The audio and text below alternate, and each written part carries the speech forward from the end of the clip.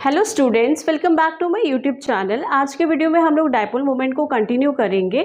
कल हम लोगों ने डायपोल मोमेंट देखा था, डायपोल मोमेंट क्या होती है, उसकी कुछ प्रॉपर्टीज़ पढ़ी थी और हमने उसकी कुछ एप्लीकेशंस भी देखे थे। ठीक है, तो उसमें कुछ चीज़ें ऐसी थी जो मतलब एग्जाम पॉइंट ऑफ व्यू से इम्पॉर्टेंट है, तो मुझे लगा कि मुझे आपको वो भी बताना चाहिए। ओके, तो let's get started. This is a continuation lecture of dipole moment, right? Okay, so heading is again dipole moment. Basically मैंने कल एग्जामिनेशन पेपर निकाला और मैंने कुछ क्वेश्चंस उसमें देखे, तो मुझे लगा कि वो क्वेश्चंस बहुत इंपॉर्टेंट है आपके लिए। ठीक है, तो मैंने सोचा कि उसको डिस्कस करते हैं। क्वेश्चन नंबर 1 था, उसमें पूछा था कि अमोनिया NH3 और NF3 इन दोनों में से डायपोल मोमेंट किसका ज़्यादा होगा। अगर ये एग्जाम में पूछता है कि which of the following possesses more dipole moment, या फिर आपसे ऑर्डर पूछ लेता है, तो आप इसका आंसर कैसे करोगे। ठीक है, तो चलिए डिस्कस करते हैं इसको। पहले तो हम लोग बनाते हैं स्ट्रक्चर इसका। Nitrogen 1H 2H 3H। ठीक है, NF3 का दूसरा स्ट्रक्चर बनाते हैं। This is F। ठीक है, नाइट्रोजन 7 होता है, इलेक्ट्रॉनिक कॉन्फ़िगरेशन 2n 5, तो 3 तो बॉन्डेड हो गए और ये एक लोन पेयर ऑफ इलेक्ट्रॉन हो गया। इसमें भी वही होगा, 3 बॉन्डेड हो जाएंगे और एक लोन पेयर ऑफ इलेक्ट्रॉन हो जाएगा। ठीक है स्टूडेंट, तो अंतर क्या है? सब कुछ तो सेम है, हाइब्रिडाइजेशन भी सेम होगा, बॉन्डेड इलेक्ट्रॉन्स भी सेम है और ये भी सेम है, लोन पेयर ऑफ इलेक्ट्रॉन भी सेम है। डिफरेंट क्या है? ये एटम्स। ठीक है, इसमें क्या है? हाइड्रोजन है और इसमें फ्लोरीन है। हमको पता है कि फ्लोरीन की इलेक्ट्रोनेगेटिविटी ज़्यादा होती है इन कंपैरिजन टू नाइट्रोजन। तो नाइट्रोजन क्या करेगा? फ्लोरीन को इलेक्ट्रॉन देगा। फाइन, तो ये भी इसको देगा, ये भी इसको देगा। अच्छा, एक चीज़, हम लोग डायपोल मोमेंट को ऐसे रिप्रेजेंट करते हैं लाइन में। ठीक है, ये रिप्रेजेंटेशन होता है डायपोल मोमेंट का, जिसमें ये वाला पार्ट जो होता है वो एक्सेप्टर होता है। क्या होता है स्टूडेंट? एक्सेप्टर। और ये वाला पार्ट क्या होता है? डोनर। ठीक है, तो इसीलिए मैंने ये एक्सेप्ट कर रहा है, ये वाला हेड इसका, तो ये इस डायरेक्शन में बनाया। ठीक है, डोनेट कर रहा है तो ये ऐसे। Fine, okay. इसमें क्या होगा? ये हाइड्रोजन है और ये नाइट्रोजन है, दोनों में इलेक्ट्रोनेगेटिव कौन है? नाइट्रोजन है। नाइट्रोजन की इलेक्ट्रोनेगेटिविटी ज़्यादा है, तो ये क्या करेगा? इलेक्ट्रॉन खींचेगा। मतलब हाइड्रोजन इसको इलेक्ट्रॉन देगा, ये भी इसको इलेक्ट्रॉन देगा, ये भी इसको इलेक्ट्रॉन देगा। तो इससे क्या होगा? ये जो नाइट्रोजन है इसकी इलेक्ट्रॉन डेंसिटी क्या हो जाएगी? इलेक्ट्रॉन डेंसिटी बढ़ जाएगी। ठीक है, इसमें क्या होगा? क्योंकि ये क्या कर रहे हैं? तीनों इलेक्ट्रोनेगेटिव अपनी तरफ खींच रहे हैं, तो इसकी इलेक्ट्रॉन डेंसिटी कम हो जाएगी, डिक्रीज हो जाएगी। ठीक है स्टूडेंट, तो जिसकी इलेक्ट्रॉन डेंसिटी डिक्रीज हो जाएगी उसका डायपोल मोमेंट क्या होगा? कम होगा। और जिसमें इलेक्ट्रॉन डेंसिटी ज़्यादा होगी उसका डायपोल मोमेंट भी ज़्यादा होगा। तो ऑर्डर आप लिख लो, डायपोल मोमेंट का order mu is equals to mu of NH3 is greater than mu of NF3। Okay student, समझ में आई बात आपको? तो ये पूरा फंडा जो है वो इलेक्ट्रॉन डेंसिटी का फंडा है कि किसकी इलेक्ट्रोनेगेटिविटी ज़्यादा है, कौन दे रहा है, कौन ले रहा है, और electron density central metal atom पे कितनी ज़्यादा है या कितनी कम है। ठीक है, तो कह सकते हो कि dipole moment is directly proportional to electron density. Fine, ये क्वेश्चन आ चुका है, इसलिए मुझे लगा कि I should discuss with you. Fine, चलिए मूव टू नेक्स्ट क्वेश्चन।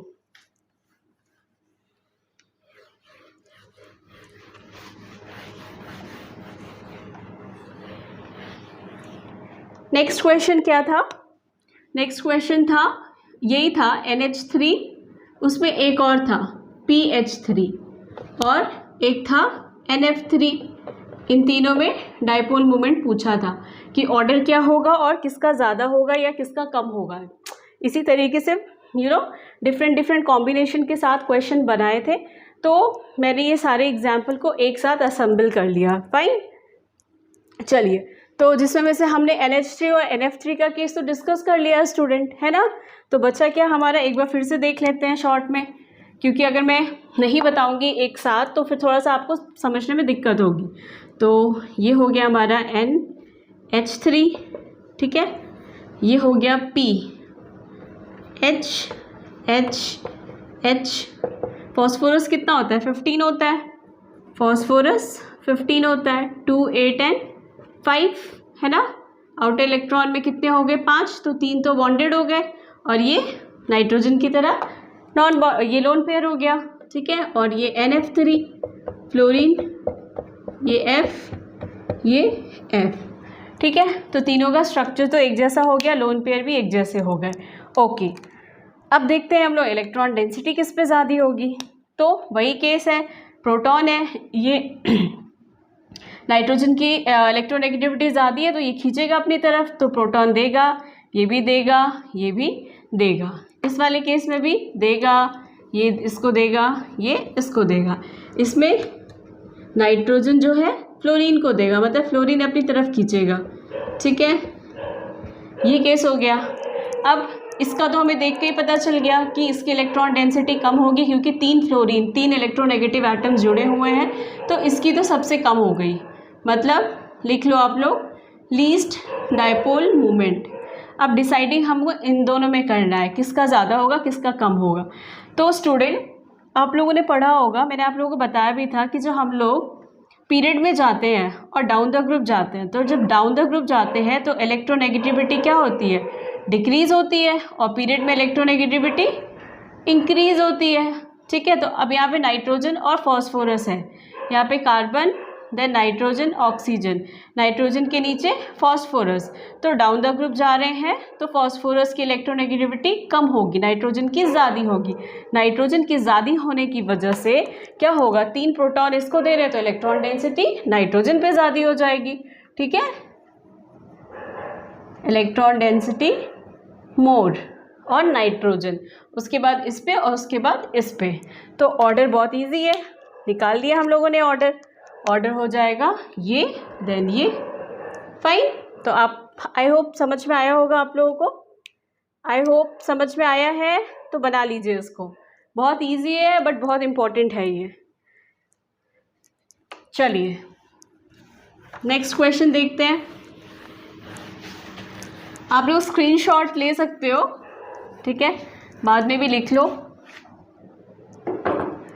चलिए नेक्स्ट क्वेश्चन आता है, अगर आप लोग को ये दे दिया जाए CH3 Cl, CH2 Cl2, CH Cl, CH Cl3,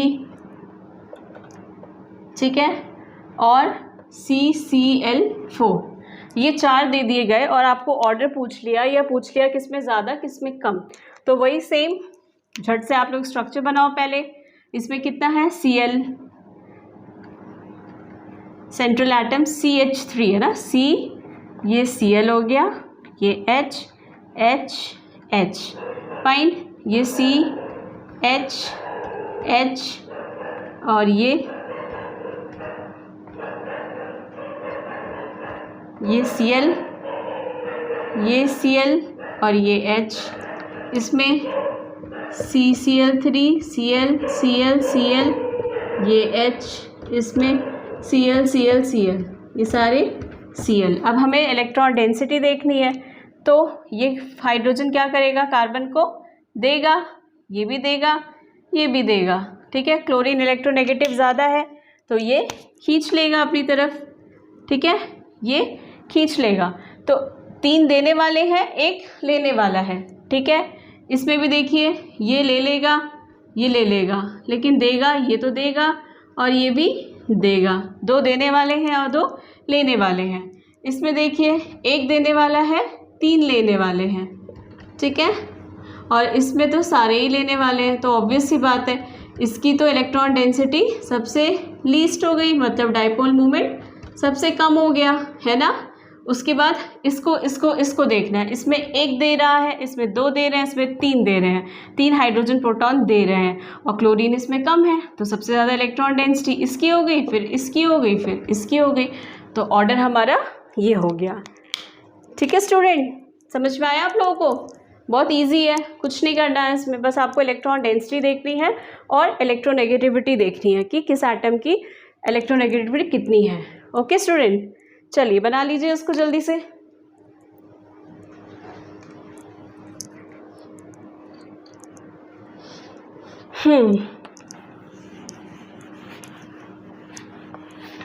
okay, अब हम लोग कल मैंने कुछ एप्लीकेशन आप लोगों को डिस्कस किया था, जिसमें से मैंने आयनिक कैरेक्टर का बोला था कि ये फॉर्मूला मुझे याद नहीं है, मैं आप लोगों को बताऊंगी बाद में, राइट? तो वो डिस्कस करते हैं हम लोग। पहले तो मैंने आप लोगों को क्या बताया था एप्लीकेशन में, सबसे पहले क्या बताया था? Application of dipole moment. सबसे पहले मैंने आप लोगों को बताया था to distinguish between what? Polar and non polar compounds. ठीक है, कि कौन सा पोलर है कौन सा नॉन पोलर है, वो डिस्टिंग्विश करते हैं हम लोग, तो उसमें हम लोग डाइपोल मोमेंट देखते हैं। दूसरा मैंने बताया था to predict the structure of the molecule, है ना? बहुत सारे मॉलिक्यूल्स दिए हैं तो हमें उसका स्ट्रक्चर डिटरमाइन करने के लिए डाइपोल मोमेंट की ज़रूरत पड़ती है। और एक मैंने बताया था आपको आयनिक character, percentage of ionic character. तो परसेंटेज ऑफ आयनिक कैरेक्टर का निकालने का फॉर्मूला है, मतलब पहली चीज़ तो ये है कि percentage of ionic character is directly proportional to dipole moment. जिसका डाइपोल मोमेंट ज़्यादा है उसका परसेंटेज ऑफ आयनिक कैरेक्टर भी ज़्यादा। निकालते कैसे हैं इसको? Percentage of ionic character is equals to experimental value of dipole moment upon theoretical value of dipole moment into 100। ठीक है, percentage of ionic character is equals to experimental value of mu upon theoretical value of mu into 100। ठीक है student, तो ये हो गया percentage of ionic character निकालने का फॉर्मूला। चलिए आगे चलते हैं। थर्ड पॉइंट बताया था मैंने, to predict the structure of an atom, वो मैंने आपको एक एक करके बता दिया था। एक चीज़, एक पैरामीटर और है जिस पे डाइपोल मोमेंट अगर एग्ज़ाम में पूछा भी है और पूछता भी है, कि अगर मॉलिक्यूल हमारा, जैसे कि आपको दे दिया सिस एंड ट्रांस टाइप के मॉलिक्यूल दे दिए और उसमें पूछा कि किसका डाइपोल मोमेंट ज़्यादा या कम होगा, तो हाउ डू यू नो? ठीक है, तो first of all just take one example. Suppose this is H double bond, this is Cl, this is Cl, this is H।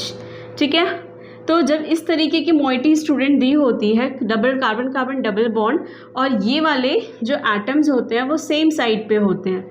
ठीक है, देखिए ये कैसे हैं, सेम साइड पे हैं। ठीक है, और ये मॉलिक्यूल क्या है, सिमेट्रिकल है। इसमें दो तरीके के केस होते हैं, इसमें दो तरीके का, सिस ट्रांस में दो तरीके का केस होता है। एक होता है सिमेट्रिकल और एक होता है अनसिमेट्रिकल। अभी मैं आपको दोनों बताती हूँ। ये केस जो है वो सिमेट्रिकल सिस है। कैसा है ये, लिखिए इसको, ये सिमेट्रिकल सिस है। ठीक है, अच्छा Cl HCl, ये कैसा है, ये सिमेट्रिकल ट्रांस है। ठीक है स्टूडेंट, ये सिमेट्रिकल ट्रांस है। ट्रांस क्यों है, बिकॉज ये क्लोरीन इधर है, ये क्लोरीन इधर है, ये H इधर है, ये H इधर है। जब इसको आप रोटेट करोगे तो ये H फिर घूम के यहाँ आ जाएगा, ये Cl घूम के यहाँ आ जाएगा। आप पता नहीं कर पाओगे रोटेशन के बाद ये वाला Cl इधर था कि ये वाला Cl इधर था, इसीलिए इसको सिमेट्रिकल ट्रांस कह दिया। ठीक है, तो जब ऐसा केस हो जिसमें ये दो सब्स्टिट्यूएंट सेम साइड पे हो और दोनों एक जैसे हो, तो उस केस में डाइपोल मोमेंट जो होगा वो सिस का ज़्यादा होगा इन कंपैरिजन टू ट्रांस। ये बात नोट डाउन कर लीजिए। अब आप पूछोगे मैम ऐसा क्यों, ऑब्वियसली बताती हूँ मैं। वैसे भी देखिए, जो सिस टाइप के मॉलिक्यूल होते हैं ना, उसको ट्रांस में, मतलब इसके घूमने की प्रोबेबिलिटी ज़्यादा है, ये घूमेगा। ठीक है, ये चाहेगा घूमना, तो ये घूमने की प्रोबेबिलिटी सिस में ज़्यादा होती है in comparison to trans. Trans क्या होता है, उसमें रिस्ट्रिक्टेड रोटेशन होता है, ये इधर इधर आ गए तो अभी रोटेट नहीं करेंगे क्योंकि ये स्टेबल फॉर्म में आ जाते हैं, क्योंकि यहाँ पे कोई हिंड्रेंस नहीं होती है, मतलब कोई दोनों के बीच में कोई ओवर क्राउडिंग नहीं होती है। जबकि सिस वाले केस में मान लीजिए मैंने यहाँ पे कोई बल्कि ग्रुप लगा दिया तो क्या होगा, क्राउडिंग बढ़ जाएगी, क्राउडिंग बढ़ने से क्या होगी, हिंड्रेंस होगी, राइट। तो इसीलिए ये सिस वाला अपनी ट्रांसपोजिशन में जाना जाएगा। और हर मॉलिक्यूल हमें पता है, हर सिस्टम हमें पता है कि वो स्टेबिलिटी पाना चाहते हैं, राइट। इसीलिए the dipole moment of cis is greater than dipole moment of trans in case of symmetrical cis and trans. Okay, चलिए नेक्स्ट चलते हैं।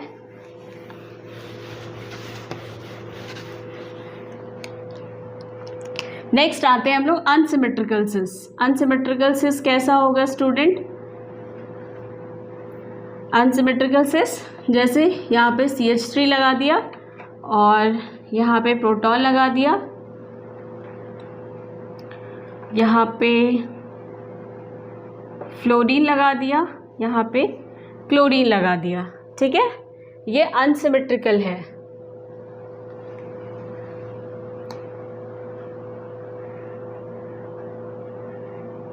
CH3 प्रोटॉन, नो वेट, यहाँ पे Cl लगा देते हैं और यहाँ पे प्रोटॉन, यहाँ पे प्रोटॉन। हाँ, अब ये हुआ, ये अनसिमेट्रिकल सिस हुआ। क्यों अनसिमेट्रिकल हुआ? क्योंकि डबल बॉन्ड के इस साइड, मतलब एक साइड पे दो सब्स्टिट्यूएंट डिफरेंट है, इससे पहले क्या थे, सेम थे। अब अगर आप इसमें प्लेन डालोगे तो देखिए ये CH3 Cl को रिफ्लेक्ट करेगा और ये इसको रिफ्लेक्ट करेगा, तो इसीलिए इस मॉलिक्यूल में प्लेन प्रेजेंट नहीं है, मतलब सिमेट्री प्रेजेंट नहीं है। इसको आप यहाँ से भी काटोगे तो भी दिक्कत आएगी, राइट। तो ये हमारा कैसा केस हो गया, ये हमारा कैसा केस हो गया, अनसिमेट्रिकल सिस। जबकि इसका दूसरा बनाते हैं, ये Cl इधर, ये CH3 इधर, ये H इधर, ये H इधर, ठीक है। अब ये दोनों क्या हो गए, डिफरेंट साइड में चले गए, है ना।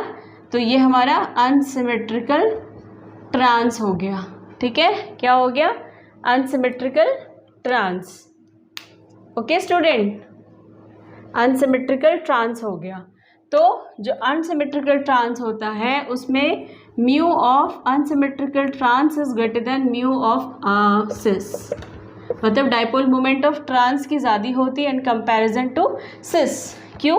क्योंकि एक तो अनसिमेट्रिकल है, दोनों जो क्राउडेड ग्रुप थे, मतलब जो बल्कि ग्रुप थे, वो एक दूसरे से ऑपोजिट साइड में थे, मतलब वो क्या थे, स्टेबल, ठीक है, ये स्टेबल हो गए। तो इसीलिए ट्रांस का डायपोल मोमेंट ज़्यादा होता है इन कंपैरिजन टू सिस। उस वाले केस में क्या था, सिस का, सिमेट्रिकल में सिस का, क्योंकि ये दोनों ग्रुप एक जैसे थे तो यहाँ पे रिपल्शन नहीं होगा, समझो मेरी बात को, यहाँ पे रिपल्शन नहीं होगा, यहाँ पे क्राउडिंग नहीं बढ़ेगी, इसलिए उस वाले केस में सिमेट्रिकल में सिस का डायपोल मोमेंट ज़्यादा होता है, जबकि अनसिमेट्रिकल में ट्रांस का डायपोल मोमेंट ज़्यादा होता है। ओके स्टूडेंट, चलिए आई होप आप लोगों को क्लियर हो रहा होगा। अगर कोई भी डाउट आती है तो मुझे कमेंट में आप लोग पूछ सकते हो, कोई प्रॉब्लम नहीं है, ठीक है। I am always ready to give your answer and clear your doubts.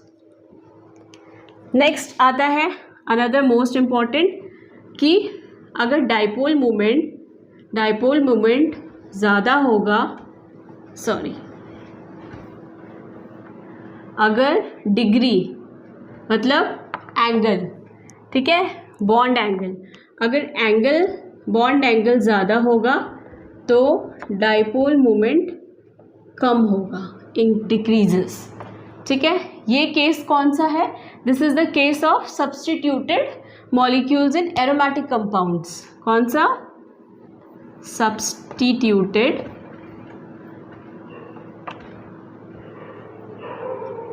Molecules in aromatic compound. इसका मतलब आप लोगों ने ये केस तो देखा ही होगा, Cl, ये कैसे मॉलिक्यूल होते हैं, ऑर्थो, ठीक है। नेक्स्ट ये Cl, ये Cl, इसको क्या कहते हैं स्टूडेंट?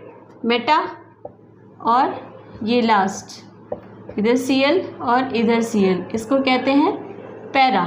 ठीक है, तो इसमें हमें एंगल देखना है बेसिकली। तो ये बेंजीन रिंग में पूरा एंगल पूरा कितना होता है? 360 होता है। पूरा ये कितना होता है? 360 डिग्री होता है, राइट। तो इन दोनों के बीच का मतलब 60 डिग्री, इसका मतलब ये 60 ये 60, दोनों मिला के 120 डिग्री, इसमें 60 60 60 सारा मिला के 180 डिग्री। तो मैंने क्या कहा कि जिसका एंगल ज़्यादा होगा उसका डाइपोल मोमेंट कम होगा। तो सबसे कम किसका होगा? पैरा का, नहीं सॉरी, हाँ, जिसका ज़्यादा होगा उसका डाइपोल मोमेंट सबसे कम होगा।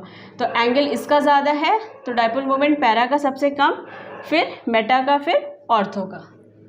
ठीक है स्टूडेंट, आई होप आप लोगों को समझ में आ रहा हो, राइट।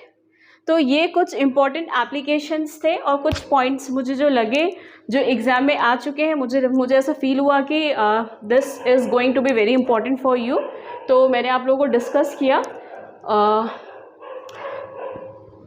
आई होप आप लोगों को समझ में आया हो। अगर समझ में आया हो तो इसे लाइक करिए, शेयर करिए अपने फ्रेंड्स में, और अपने प्रिपरेशन को खूब अच्छा करिए। और नोटिफिकेशन, मेरे वीडियोस के नोटिफिकेशन पाने के लिए मेरे चैनल को सब्सक्राइब करिए, ओके। और खूब सारी पढ़ाई करिए, खूब मेहनत से करिए, ठीक है। तो मिलते हैं हम अपने नेक्स्ट लेक्चर में, okay. Bye bye, good night.